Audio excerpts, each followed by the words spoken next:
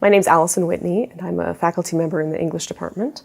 I'm also the director of an interdisciplinary minor program in film and media studies, and I've been here since 2009.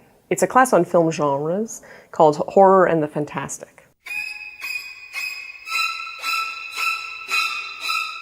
The fantastic means stories where you have some kind of strange phenomenon and the audience hesitates as to whether it has a supernatural or natural origin. So maybe the house is haunted, or maybe you're just hallucinating. The horror side of it is, well, stories that have monsters, stories that have aberrant psychology or violence or things like that. It's structured so that we're covering really all of cinema history.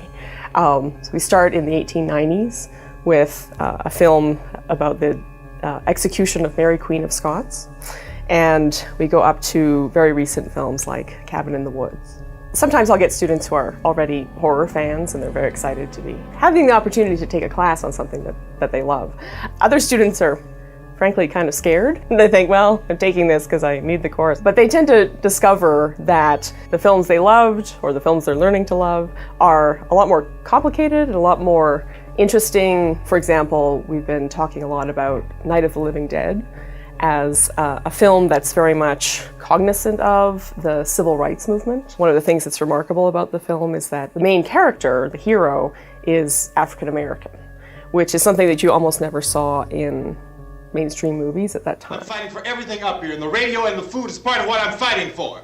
Now, if you're going down the cellar, get. It's a significant part of our culture. Genre films, even though sometimes they'll have a kind of low reputation, they're often a way that a culture can work out some issues. So for example, a lot of horror films, they provide us with an opportunity to think about things like social change or issues of violence. Film studies classes, they create a kind of media literacy. So there's specific things that I think are useful about studying horror, but then also in general, just studying movies makes you a smarter viewer.